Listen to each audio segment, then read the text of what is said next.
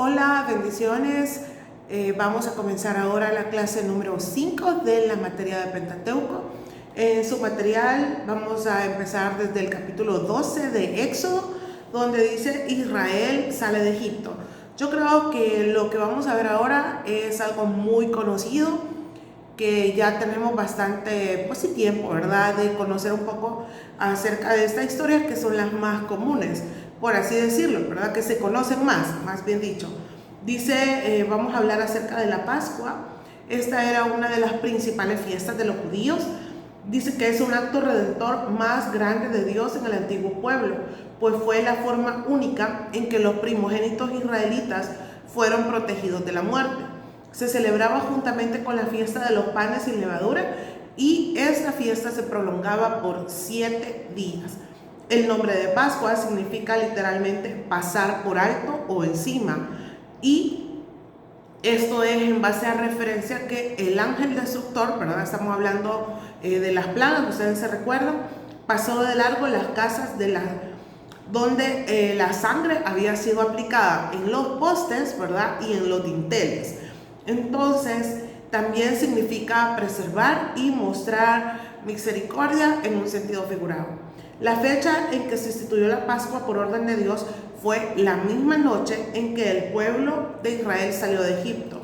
Y eso quedó por un estatuto perpetuo, ¿verdad?, para recordarlo siempre. En la primera Pascua hubo algunos detalles que no se practicaron después, sino solo simbólicamente, tales como las instrucciones que se dan en Éxodo 12:11 y la sangre que se untó en los postes y en el dintel de la puerta. En tiempos posteriores, esta se rociaba en el tabernáculo o en el templo como símbolo de expiación. El cordero pascual dice que se sacrificaba en el atardecer, ya que este era el único tiempo conveniente a causa de las largas horas en los que los israelitas fueron forzados a trabajar.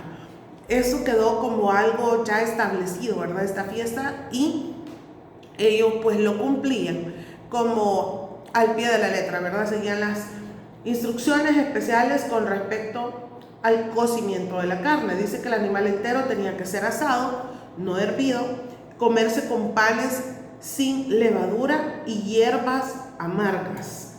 Así era esta forma, digamos, les hacía recordar a ellos, ¿verdad?, lo que ellos habían vivido en aquel momento, ¿verdad?, que fue muy difícil para ellos vivir tanto tiempo en Egipto después de ser una nación que tenía muchas cosas por dar, ¿verdad? Se habían convertido en esclavos. Dice que también la carne debía ser comida dentro y los huesos del animal no debían de ser quebrados, y toda carne que quedase para la mañana siguiente debía ser quemada, es decir, no podían guardar.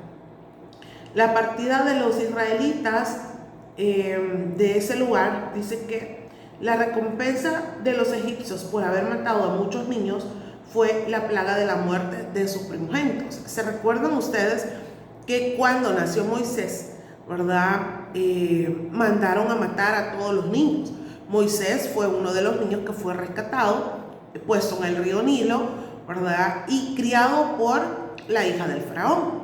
Entonces, como consecuencia de esa matanza, se dio la plaga de la muerte de los primogénitos. Dice, este quebrantamiento le permitió al pueblo hebreo su liberación sin ninguna condición, y adicionalmente los egipcios tuvieron que entregar alhajas y oro, suplicándoles que se alejaran rápidamente. Estos tesoros dicen que posteriormente fueron usados para la construcción del tabernáculo, ¿verdad?, lo que el pueblo de Egipto les dio. Salieron aproximadamente 600,000 hombres con sus familias.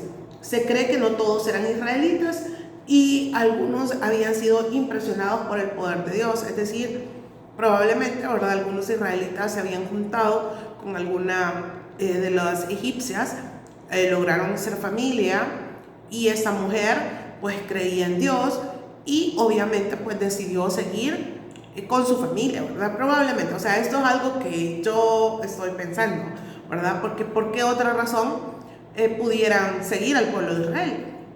Pudiera ser también, ¿verdad?, por simple convicción al ver lo que en realidad pasó durante las 10 plagas que ellos pudieron vivir. Luego tenemos el cruce del Mar Rojo. Dice aquí que la guía de Dios se manifestó al pueblo en una nube, en una columna de nube durante el día, que era para protegerlos del sol, y una nube de fuego que era para alumbrarles a ellos. O sea, la providencia de Dios siempre estuvo con el pueblo de Israel. A pesar de todas las cosas, pues Él estaba ahí siempre presente, cuidándolos, protegiéndolos, como hasta ahora lo hace con nosotros. Dice, el no haber llevado a Israel por la zona costera del Mediterráneo se debe a varias razones. Una, que existían los filisteos. Dos, los recién liberados no estaban preparados para batallar con sus enemigos. Después era necesaria una escuela en el desierto, ¿verdad?, para ellos, y de donde debían recibir el pacto de la ley y el diseño del tabernáculo. Después de la liberación, los israelitas cantaron dos alabanzas. Dice que la primera parte del cántico de Moisés está en Éxodo 15, del 1 al 12, y la segunda parte está en los siguientes versículos, del 13 al 18. La importancia del Éxodo. Dice, a lo largo de la historia de Israel, legisladores, profetas y salmistas repentinamente señalaron el carácter providencial, extraordinario y milagroso de los eventos que le acompañaron la salida de Egipto, y en especial el cruce del Mar Rojo. Esto ha de haber sido sumamente impactante. Bueno, yo personalmente, ¿verdad?, siempre me han criado de la manera de tener que respetar el mar, porque yo no sé nadar. Y me encanta, de verdad, me encanta ir a la playa, sentarme y ver, pero se puede imaginar usted, usted tiene un mar al frente y tiene que cruzarlo, y que uno pueda pasar en medio y en seco, caminando sobre la arena o sobre las piedras que pudieran estar. Ha de haber sido algo sumamente impresionante y maravilloso, que es parte de los milagros, ¿verdad?, que Dios hizo, que ese espacio pudiera abrirse. Dice, el éxodo de Egipto fue el acontecimiento más significativo en la historia de la nación. En todo el Antiguo Testamento, el que sacó de Egipto al pueblo, ¿verdad? Eso fue algo espectacular. Bueno, hasta ahora en día pues seguimos, hay alabanzas con respecto a eso, y es una de las historias quizás que más se cuentan en las escuelas dominicales, ¿verdad?, de niños, y muchas otras cosas que sirven de ejemplo este cruce del Mar Rojo. Luego Israel viaja a Sinaí. Dice que ahí fueron expuestos al calor en el desierto y estuvieron con peligro de morir, pero todo con el propósito de prepararlos nuevamente a la escuela del desierto, a fin de que las pruebas los disciplinaran y los adiestraran para la conquista de la tierra prometida. O sea, todo tiene un objetivo, de verdad, todo tiene un propósito. Dios jamás va a poner un momento en el cual nosotros no podamos aprender. Si pensamos que no aprendemos, es porque nosotros a veces nos cerramos, nuestra mente se cierra y dice, no, es que Dios no me quiere, Dios no me ama. Pero si nosotros en medio de lo que estemos viviendo le preguntamos a Dios, Señor, o sea, ¿por qué quieres que yo pase por esto? O sea, más bien, ¿qué tengo que aprender de esto? ¿Para qué estoy pasando esto? Yo estoy impresionada a veces de las cosas que a mí me pasan, que más adelante yo pueda venir y darle un consejo a alguien de algo que yo ya superé y que algo que yo pasé. Entonces, por eso dice acá que las pruebas lo iban a disciplinar y a adiestrar para la conquista de la tierra prometida. Las bendiciones que Dios tiene para nosotros son grandes. De verdad, a veces quizás nosotros no podemos imaginar cuánto Dios quiere bendecirnos.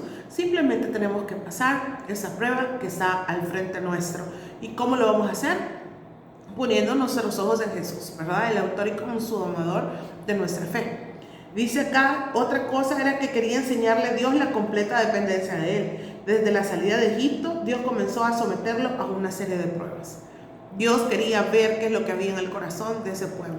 Si en realidad lo estaban siguiendo porque lo amaban, o lo hacían solo porque Él los había dado, de los que los había librado. Y otra cosa era traer luz a los corazones, ¿verdad? A los corazones de ellos. El apóstol Pablo se refirió a las experiencias de Israel en el desierto como cosas que nos sirven de ejemplo y de advertencia, a fin de que no caigamos en los mismos errores. Habían unas pruebas en el desierto que fueron la desilusión en Mara y el árbol que endulzó las aguas, el hambre y el maná. O sea, son eventos sumamente importantes que pudiéramos hablar de cada uno de ellos, pero yo creo que si pudiéramos leerlos nuevamente, creo que ampliaríamos mejor, ¿verdad?, nuestra forma de ver estos eventos. Otra de las cosas que pasó fue que tuvieron sed en la peña de Oreb, ¿verdad? Tenían sed y pues agua brotó de la peña. Luego vemos ahí que hubo una guerra entre Amalek y la ayuda divina de Dios. Dice aquí que las oraciones de Moisés, combinadas con los esfuerzos de las israelitas, hicieron eficaces las armas. El juicio severo contra Amalek fue pronunciado por Amalek cuando levantó su mano contra el trono de Dios. Es decir, rehusó reconocer que Jehová era el que obraba maravillas. Y obviamente al no reconocer eso, pues él tenía las de perder, ¿verdad? Porque era lo único que quizás, digo yo, hubiera salvado de alguna manera al pueblo de Amalek. Dice, los amalecitas eran descendientes de Amalek, un nieto de Esaú, y probablemente, ¿verdad?, guardaban rencor contra Israel. Luego vemos un acontecimiento importante en Éxodo 18, y es donde Jetro, el suegro, visita a Moisés. Y al ver a Moisés que está cansado, porque pues sí, se puede imaginar, a veces nosotros podemos ser una familia pequeña y aún así la familia siempre tiene demandas, tiene cosas que pedirnos o cosas por hacer. Se puede imaginar un pueblo pidiéndole cosas por hacer o cosas por decir. No fue fácil. Entonces él le sugiere que lo que puede hacer es compañías y jefes sobre grupos para arreglar las dificultades. Es decir, si alguno tenía problema, iba directamente a Moisés, pero entonces Moisés iba a delegar eso para otros para que trataran de solucionarlo. Dice que Jetro se convirtió al oír de los prodigios que había hecho el Señor, reconoció que Jehová era supremo sobre todos los dioses paganos y le ofreció sacrificios. Moisés demostró sabiduría y humildad al recibir las sugerencias de otros. Creo que es algo sumamente importante a destacar de Moisés. Y muchas veces nosotros siempre tenemos que estar dispuestos a que otros puedan decirnos cómo mejorar algo que hacemos. O simplemente, ¿verdad?, decirnos, dar su opinión y valorarla, ¿verdad?, para que nosotros podamos también ser personas capaces de escuchar a otras personas que pudieran ayudarnos en algún momento. Luego tenemos a Israel en el Sinaí. Eso lo vemos en los capítulos del 19 al 40. En el monte Sinaí dice que se fueron 6 semanas después de la partida del Mar Rojo cuando llegaron allá. Al pie de ese monte Israel recibió la ley e hizo pacto con Jehová aceptándolo como su rey. ¿Cómo se llamaba esto? Se llamaba teocracia, ¿verdad?, donde Dios iba a gobernarlos a ellos. Luego de eso tenemos ahí el propósito de la ley, que eso lo vemos en el 19 del 1 al 8 hasta el 22. El pacto no era el medio de salvación, fue hasta después de la redención. Esto era únicamente una ayuda para seguir siendo el pueblo de Dios y tener una relación más íntima con Él. Dice acá, las 3 cosas condicionadas a la obediencia que Dios prometió a Israel son que Israel sería su especial tesoro, y de verdad que lo es y lo sigue siendo. Sería un reino de sacerdotes, es decir, que tendrían acceso a Dios y deberían representar a Jehová su rey. Y 3, serían gente santa, diferente de las naciones paganas que los rodeaban, separados para ser de Dios, a quien servían y rendían culto. Esto fue algo muy bonito de parte de Dios para el pueblo de Israel, y decirles, yo quiero que ustedes sean mi pueblo, ¿verdad? Yo voy a tener cuidado de ustedes. Lo único que yo les pido es que ustedes puedan ser obedientes, y ustedes van a hacer todo eso, van a ser mi especial tesoro, van a tener un reino de sacerdotes, y ustedes serán una nación santa, que nada van a tener que envidiarle a otras naciones. Y los propósitos de la ley eran estos: mostrar que son hijos de Dios y vivían en relación con su Creador. 2, mostrar la santidad de Dios y cómo esperar santidad de la humanidad, porque la ley pues era la que le establecía, ¿verdad?, qué cosas hacer y qué cosas no hacer. Mostrar su pecaminosidad y cómo a través de la gracia pueden ser salvos. Y luego nos vamos a los preparativos y señales. Eso lo vemos en el capítulo 19, del 9 al 25, a fin de mostrarles la importancia del pacto de la ley. Dios se presenta en forma de nube, figura que Israel no podría reproducir, y pronunció el decálogo en voz tronante. Es decir, los preparativos que Israel debía hacer son lavando su ropa y practicando la continencia. Y dos, marcar al pueblo un límite en torno del Sinaí para que Israel no lo tocase. Es decir, ¿verdad? Ustedes aquí va a haber un límite entre lo que yo voy a hacer y lo que ustedes van a hacer, ¿verdad? Yo voy a hablar con Moisés, era en su pensamiento, o sea, no está escrito, pero yo digo que era algo así. Yo voy a hablar con Moisés, le voy a dar lo que tienen que hacer, pero vamos a establecer límites, ¿verdad? Eso lo voy a hacer con Moisés. Dice que Dios hizo escribir los 10 mandamientos sobre 2 tablas de piedra. Se mantuvieron en el arca durante siglos, por lo que se llamó el tabernáculo la tienda del testimonio. Dice, aquí Dios no solo da la ley, explica a Israel por qué deben guardarla. Yo soy el Señor tu Dios, quien nos ha traído de la tierra de los egipcios, de la casa de esclavitud. Todos los 10 mandamientos estriban en el amor. En primer lugar, se trata del amor a Dios, y en segundo lugar, el amor al prójimo. Esto nos enseña varias cosas importantes. Uno, la ley de Dios no es ningún código frío y legalista, sino que nace del amor. Y la ley de Dios es equilibrada. El amor a Dios y al hombre es mucho más que una cuestión de sentimientos. Es una actitud, y eso es sumamente claro, ¿verdad? Dice, en lo más íntimo del ser, y que se pone de manifiesto.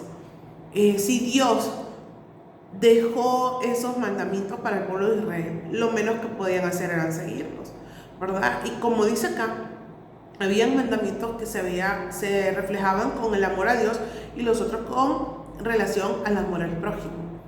Vea qué importante fue para el pueblo que hubieran podido seguir los 10 mandamientos. Yo creo que se hubieran evitado muchas cosas, pero como somos seres humanos y hay una naturaleza pecaminosa dentro de nosotros con la que luchamos todos los días. O sea, para el pueblo de Israel no fue fácil, y obviamente para muchos de nosotros tampoco es fácil hacer lo que Dios quiere que nosotros hagamos, ¿verdad? Pero tenemos al Espíritu Santo hoy en día dentro de nosotros para que Él pueda ayudarnos a tratar de hacer las cosas que Dios quiere, ser obedientes a su palabra. Aquí van a tener ustedes los 10 mandamientos. Yo creo que la mayoría pues ya los conocen. Ahí van a encontrar una tablita con un significado que podrá ayudarnos para comprender mejor. Luego tenemos las leyes civiles y ceremoniales. Dice que las leyes dadas a Israel eran un marcado contraste con relación a los pueblos que estaban alrededor. Todo el código se basa en la autoridad de Dios y no en la de un rey. Recuerden que ellos habían tomado la teocracia, es decir, que Dios iba a ser el que gobernara en su vida. Dice que la ley del talión, pena igual a la ofensa, ojo por ojo y diente por diente, yo creo que ya la hemos escuchado, no fue dada para que la persona ultrajada tomara venganza, sino para que no quisiera compensarse más de lo que es justo. Ya no sería vengado 7 veces un delito contra su próximo. Es decir, ¿verdad? Eso lo que permitía era que ellos mantuvieran límites, eso es lo importante. 6, hay una confirmación del pacto. El pacto se confirmó con sacrificios y el rozamiento de la sangre sobre el libro de la ley y sobre el pueblo que acordó obedecer. Habían 12 piedras del altar que representaban las 12 tribus. La sangre sobre el altar hablaba del perdón del pecado otorgado por la gracia de Dios, en tanto que la sangre rociada sobre el pueblo los comprometía a una vida de obediencia. Y yo creo que a veces en medio de cualquier dificultad, en medio de cualquier momento que podamos estar pasando, se nos dificulta un poco ser obedientes con lo que Dios dice en su palabra, porque nosotros estamos viviendo la circunstancia, vivimos el momento que es complicado. Si Dios nos ha dicho que nos va a sanar, ¿por qué dudar? Porque nosotros vemos la circunstancia, por eso dudamos, porque vemos lo que nos dicen los médicos, lo que puede decirnos alguien más, pero nuestra confianza, mente, corazón, debe estar totalmente con Dios. Confiar en lo que Él ha dicho que hará, porque lo va a hacer. En Éxodo 25 se narra que Dios andaba con su pueblo, pero en Éxodo En el libro de Génesis, se narra que Dios andaba con su pueblo. Pero en Éxodo, Dios dijo que quería morar con su pueblo. Son dos cosas muy diferentes, ¿verdad? Ofrendas para el santuario. Eso lo vemos en Éxodo 25, del 1 al 9. Dios le dio a Moisés el modelo de tabernáculo, pero le pidió al pueblo que contribuyera con los materiales necesarios para su construcción. Habían varias clases diferentes de materiales, y eso se menciona ahí en Éxodo 25, del 1 al 9. Ahí va a ver usted que habían pieles de animales, oro, plata, entre otros. El arca del pacto, Dios empezó con el arca debido a que era el mueble más importante en la tienda, propiamente dicho. Era el trono de Dios donde reposaba su gloria. Esto es en el Antiguo Testamento. El arca del pacto era la presencia misma de Dios. Dice acá, habla de nuestro Señor Jesucristo en su humanidad y deidad. Dentro del arca había 3 artículos especiales. Uno eran las tablas de la ley, las que habían sido escritas y que habían sido dadas a Moisés. 2, la vara de Aarón que reverdeció. Y 3, una vasija con maná. Y este es parte de los milagros más sorprendentes, porque si usted se recuerda, el maná se arruinaba si guardaban para el siguiente día. Y había una vasija de maná dentro del arca, entonces era algo milagroso prácticamente, para que el pueblo pudiera darse cuenta que quién estaba con ellos. Otra es la mesa de los panes de la proposición, ¿verdad? Era que las 12 tribus de Israel estaban representadas de 3 maneras: por sus nombres escritos en 2 piedras grabadas en los hombros del sumo sacerdote, por sus nombres en las 12 piedras del pectoral del sumo sacerdote, y por los 12 panes en la mesa en el lugar santo. Estos panes dice que eran un recordatorio de que las tribus estaban siempre en la presencia de Dios y que Él veía todo lo que hacían, es decir, que Él tenía el control. Dice acá, los panes se cambiaban semanalmente y solo a los sacerdotes se les permitía comer de ese pan. Y otro de los artículos, ¿verdad?, dentro del tabernáculo era el candelero de oro. Algunos eruditos dicen, ven un candelero, un cuadro de la palabra de Dios que nos da luz al caminar por este mundo. Israel debía ser luz para los gentiles, pero fracasó en su misión, ¿verdad? Eso lo vemos pues años más adelante, pero Dios siempre quiso preparar al pueblo de Israel para que recibiera bendiciones. Gracias por llegar hasta acá, que Dios les bendiga.